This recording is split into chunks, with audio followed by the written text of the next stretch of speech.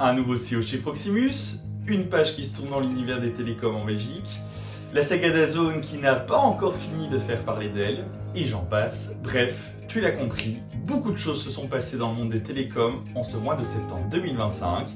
Et ça tombe bien, tu es ici sur une vidéo qui va faire le tour de l'actu. Bienvenue chez toi. On commence ce tour de l'actu avec l'entrée en fonction du nouveau CEO chez Proximus qui s'appelle Stijn Bijns, excuse-moi pour la prononciation. Il entre en fonction chez Proximus le 1er septembre. Il succède en fait à l'ancien CEO, donc Guillaume Boutin. Alors, le nouveau CEO, il a donc 56 ans, il a été nommé dans le célèbre magazine Trends Tendance le meilleur entrepreneur en 1999.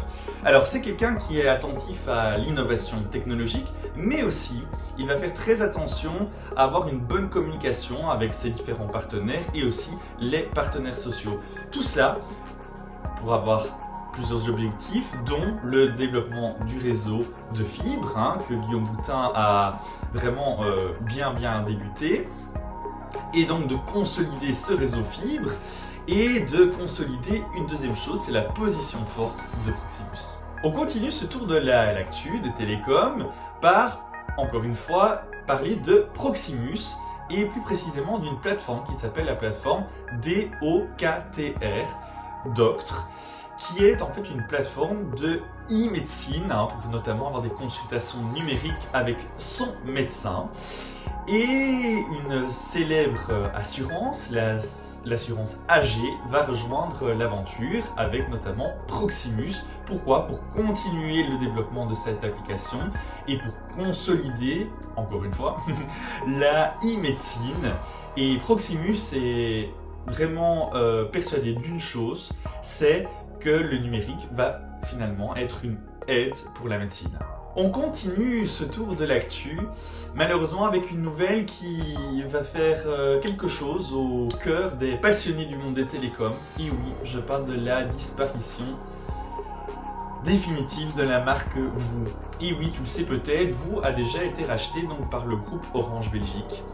Et Orange et VOO continuent à coexister ensemble. Ce qui va être encore le cas quelques mois, mais progressivement, VOO va complètement disparaître. Et une accélération, c'est le 1er octobre. Le 1er octobre, VOO n'existera plus et va être vraiment repris par Orange Belgique. Alors, qu'est-ce qui va se passer concrètement pour toi ? Tu ne vas avoir, je te rassure directement, aucun impact. Si ce n'est le changement du logo de VOO par Orange sur tes factures et notamment une évolution graphique de ton décodeur Box Évasion. Mais à part cela, tu ne vas avoir, je le répète, aucun impact. Qu'est-ce qui va se passer début 2026 ? Tu vas te faire contacter par la team Orange pour avoir une révision de tes différents packs pour que ceci corresponde mieux à l'univers d'Orange Belgique. Et encore quelque chose, tu l'as peut-être remarqué en te baladant dans les centres commerciaux ou dans les rues, dans les boutiques Orange, il y a un corner VOO. Et oui, tu l'as sûrement remarqué aussi, avant il y avait des boutiques VOO, au même titre que les boutiques Orange, Proximus, etc. Et ces boutiques VOO, maintenant il en restait quelques-unes, mais le processus vraiment de fermeture va être totalement terminé. Il va encore avoir ce corner VOO pendant quelques semaines, voire quelques mois, avant d'avoir une disparition complète. Et oui, je sais, je le répète, ça fait vraiment quelque chose au cœur des passionnés de télécom comme moi. Une disparition complète de VOO pour être Orange Belgique. On continue ce tour de l'actu en reparlant de Proximus pour une autre news qui est l'arrivée de 2 fonctions chez Proximus pour faciliter le passage à l'eSIM. Et oui, tu le sais peut-être, de plus en plus de smartphones sont compatibles avec la nouvelle technologie qui s'appelle l'eSIM, donc les cartes SIM virtuelles. Il y a de plus en plus de smartphones compatibles, voire tout récemment un smartphone eSIM only qui est l'iPhone Air. Si tu n'as pas vu ma vidéo sur les iPhone 17 et l'iPhone Air, je t'invite à aller la voir sans plus attendre. 2 fonctions. Première, Quick Transfer. Qu'est-ce que c'est ? Possibilité de passer d'une carte SIM physique à une eSIM ou une carte eSIM existante à une autre carte eSIM. Exemple, si tu passes d'un appareil sur l'iPhone Air. Ce transfert se fait en quelques minutes. Alors, pour qui cette fonction est-elle disponible? Pour tous les appareils Apple avec iOS 26, le nouvel OS, sur les Google Pixel 9 et 10, et ensuite sur tous les appareils Samsung, sur quasi tous, et cette fonction sera disponible donc sur tous les appareils Samsung dès la fin de l'année 2025. Deuxième fonction, la possibilité d'activer ta carte eSIM chez toi. Et oui, tranquillement installé dans ton canapé, tu peux le faire via l'application Proximus Plus. Avant, tu devais te rendre dans une boutique, dans un shop Proximus. Maintenant, tu peux le faire chez toi. On continue ce petit tour des télécoms avec Telenet. Pourquoi est-ce qu'on va parler de Telenet aujourd'hui? Tout simplement parce qu'il rattrape progressivement Proximus sur la vitesse de son réseau coaxial. C'est ça qui est extrêmement intéressant parce qu'en fait Telenet a annoncé une vitesse qui va être équivalente à celle du réseau fibre de Proximus. C'est ça qui est très intéressant, avec une augmentation de vitesse. On passerait de 250 à 500 mégabits par seconde. Je ne sais pas si tu te rends compte de l'augmentation de vitesse. Ça, c'est pour le download, quand tu télécharges du contenu sur Internet, et pour l'upload, quand tu mets du contenu sur Internet. Là, on passe de 20 à 30 mégabits par seconde. Donc, c'est vraiment exponentiel, c'est très intéressant. Donc je parlais des abonnements de Telenet, les abonnements All Internet et One. Tous ces packs-là, donc vraiment une augmentation du débit. C'est extrêmement intéressant. Il faut savoir que Telenet a déjà un réseau fibre qui existe et qui va évidemment se développer. Ils le construisent via leur partenaire qui s'appelle WYRE. Je l'appelle pour ma prononciation après, qui ne sera à mon avis pas la bonne, c'est Wire. Et ce qui est très intéressant, c'est qu'ils développent ce réseau fibre pour petit à petit pouvoir en fait concurrencer d'autres télécoms, d'autres grands télécoms comme par exemple Proximus. On retourne chez Proximus, et oui, encore une fois ce mois-ci, cette fois-ci pour parler de leurs abonnements mobiles.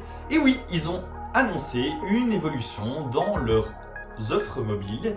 Et cette évolution, c'est quoi? C'est une augmentation de vitesse et une augmentation du nombre de données. Cette modification, ces adaptations se feront automatiquement, tu n'auras rien à faire. Et si tu es client chez Proximus, tu vas aller voir ces changements dès le 1er octobre. Bonne nouvelle, il n'y aura aucune augmentation de prix.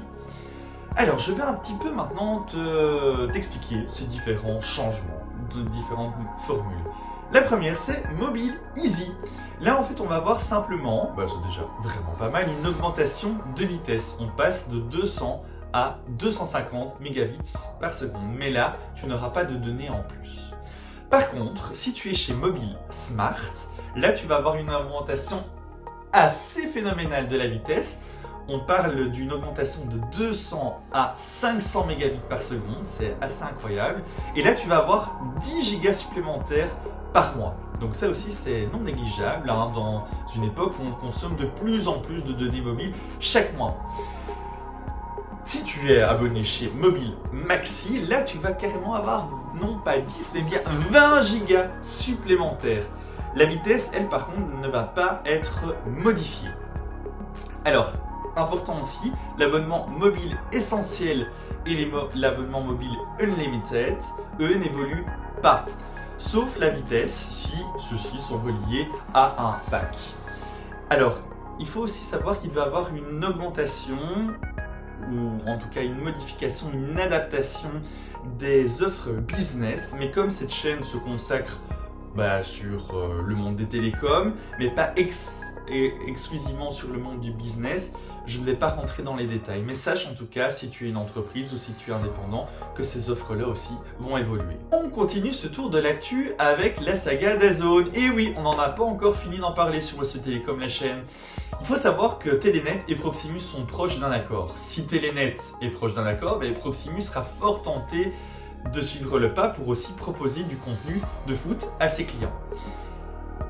Il faut savoir une chose, Proximus est une entreprise qui a encore une part publique, c'est-à-dire que le gouvernement a encore une possibilité quand même de discussion avec Proximus. Et ceux-ci sont vraiment enthousiastes à l'idée que Proximus puisse proposer du contenu de foot à ses clients.